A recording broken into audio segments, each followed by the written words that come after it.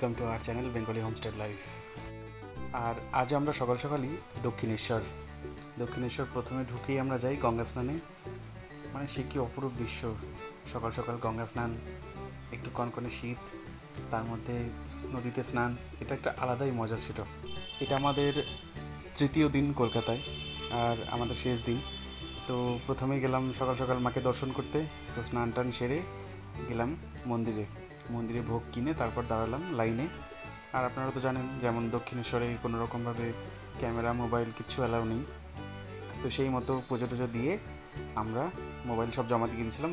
তো জমা দেওয়ার পরে ব্যাগ মোবাইল সব জমা দিয়ে তারপর পুজো টুজো দিয়ে আবার সেগুলো নিয়ে যাচ্ছি আমরা এবার বেলুড় মঠ। তো এখানে টিকিট কাউন্টারে টিকিট কেটে তারপর সেখান থেকে বেরিয়ে আমরা যাব লাইনে।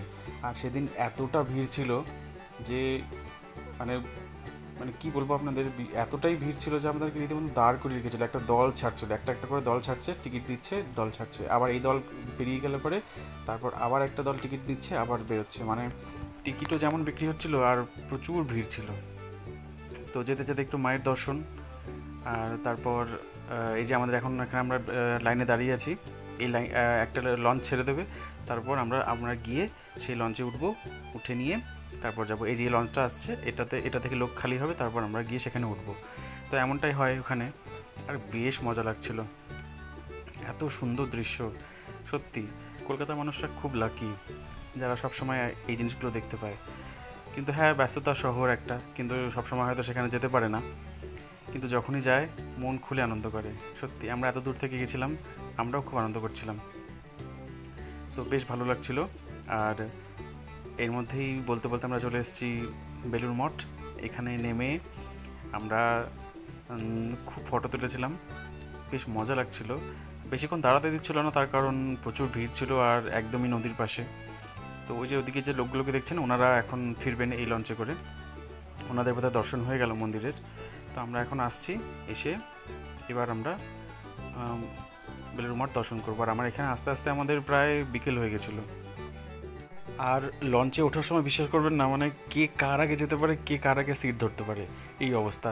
তো আমাদের আগে যেহেতু অনেকটা লাইন ছিল, তো সবাই গিয়ে সিট পেয়ে গেছিলো, আমরা সমস্ত রাস্তাটা দাঁড়িয়ে দাঁড়িয়ে গেছিলাম। তো দেখুন একবার ভিড়ের অবস্থা, মানে প্রচুর লোক। যেহেতু ছুটি ছিল, ছুটির দিন চলছিল, মানে 25শে ডিসেম্বর, তারপর থেকে সব ছুটি যাচ্ছিলো হয়তো বা। তো তার জন্যই প্রচুর লোক, মানে এই জন্য বারবার আসা। তো তারপরেও যেন একটা ভালো লাগার জায়গা এগুলো, সত্যি একটা ফ্যামিলি নিয়ে ঘোরার জায়গা। বেশ সবাই মজা করছিল, খুব ভালো লাগছিল দেখতে। তো সবাইকে দেখেও নিজেদেরও মজা হচ্ছিলো এমন একটা। তো যাই হোক, তো এবার আমরা বেলুড় মঠে। তো এখানে এসে আমরা একদম মাটিতে বসে পড়েছিলাম, বসে একটু রেস্ট নিলাম। তারপর আমরা একটু মন্দিরগুলো দর্শন করে নিলাম ঘুরে ঘুরে। তো এখানেও তো তেমন একটা ক্যামেরা করতে দিচ্ছিল না, শুধুমাত্র যে হাঁটছিলাম তখনই ক্যামেরা করছিলাম, কিন্তু মন্দিরের ভেতরে কোনো রকম ক্যামেরা অ্যালাউ নেই, করতেই দিচ্ছিল না কেউ। যাই হোক, তবুও যতটা পেরেছি করেছি আর কি।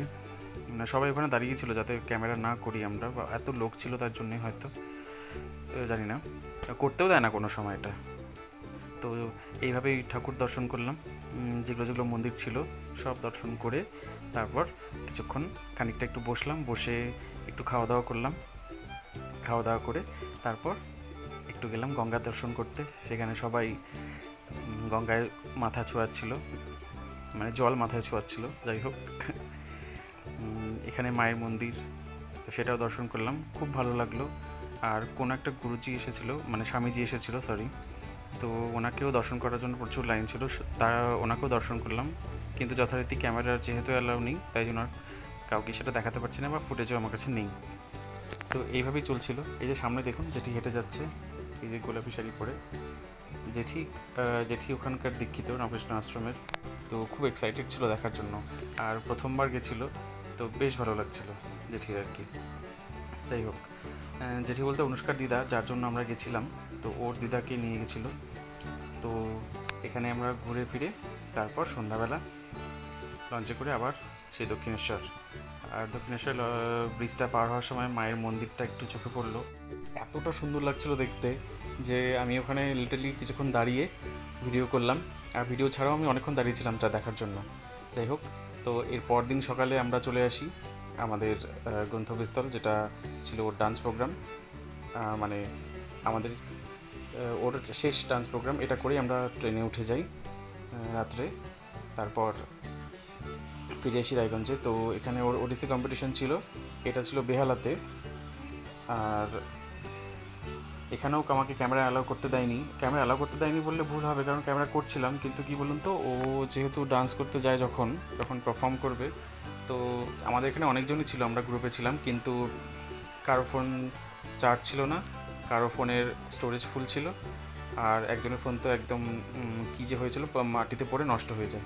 তো যাই হোক, শেষে আমার ফোন থেকেই আমি গানটা চালাই, তারপরে ও নাচ করে।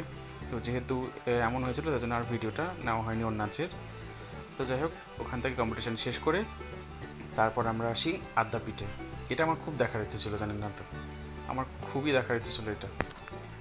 তো এই যে এখন মায়ের পুজো চলবে, মানে পুজোটা আমরা গিয়ে মানে বসেছিলাম, হ্যাঁ অনেকক্ষণ বসেছিলাম আমরা। তারপর বিকেলবেলা আবার পুজো দিয়েছিলাম, আর সন্ধ্যাবেলা যে বড় মন্দিরটা, সেটার দরজা খোলাটা দেখেছিলাম, এবং সন্ধ্যা আরতিও দেখেছিলাম। সেটার ভিডিওটা নেই, কারণ ওখানে ভিডিও করতে দিচ্ছিল না কাউকে। তো যাই হোক, তো তারপর মাকে পুজো টুজো দিয়ে আমরা বসলাম ভোগ খেতে। এখানে টিকিট কেটে ভোগ খেতে হয়। তো টিকিট কেটে এসে তারপর আমরা ভোগ খেতে বসলাম। তো প্রথমে ছিল পোলাও, বেগুনি, তারপর ছিল খিচুড়ি, লাবড়া, ভাত, ডাল, একটা সবজি, চাটনি, পায়েস, এসব দিয়ে পুরোপুরি একদম ভোগটা খাওয়া হয়। বেশ ভালো ছিল, মানে মায়ের প্রসাদই সত্যি। আর খুব ভালোভাবে দিচ্ছিল ওরা, যতটা চাচ্ছিলাম ততটাই দিচ্ছিল। খুব সুন্দর সার্ভিস ছিল। আর এত লোককে রোজ দিন খাওয়ানো একটা বিশাল চাপের ব্যাপার। তো ওনারা বেশ ভালো করেই দিচ্ছিল, আর যা চাচ্ছিলাম তাই দিচ্ছিল। এটা একটা ভালো ছিল ব্যাপারটা, মানে অল্প টাকায় বেশ ভালো ওখানে খাওয়াটা ছিল। তো যাই হোক, এইভাবেই পুরোটা খাওয়া দাওয়া করে আমরা সেখান থেকে বেরিয়ে আসি, এবং বেরিয়ে এসে তারপর যথারীতি আমরা স্টেশনে আসি। স্টেশনে এসে আমাদের টিকিট কাটতে হয়, যেহেতু আমাদের রিটার্ন টিকিট ছিল না। তো রিটার্ন টিকিটের জন্য আমাদের তাড়াতাড়ি যেতে হয় স্টেশনে গিয়ে আমরা কোনো রকম লাইনে দাঁড়িয়ে টিকিট কাটি, জেনারেল কেটে তারপর ফিরে আসি, কারণ রিজার্ভেশন করার জন্য সময়ও ছিল না। সেদিন তো প্রচণ্ড ভিড় ছিল ট্রেনে, আমরা যেদিন আসি অসম্ভব একটা ভিড় ছিল, রীতিমতো আমাদেরকে বসে বসে সবাই আসতে হয়েছে। মানে এত অবস্থা খারাপ, কেউ নিচে বসেছে, কেউ উপরে বসেছে, কেউ ছাদের মানে ওই বাংকারগুলোর মধ্যে বসেছে, খুব কষ্ট করে আসতে হয়েছিল। তো যাই হোক, আর ভিডিওটা এখানে শেষ করছি। ভিডিওটি কেমন লাগলো অবশ্যই কমেন্টের মাধ্যমে জানাবেন। ভালো থাকবেন, সুস্থ থাকবেন, সবাই সাবধানে থাকবেন। ধন্যবাদ।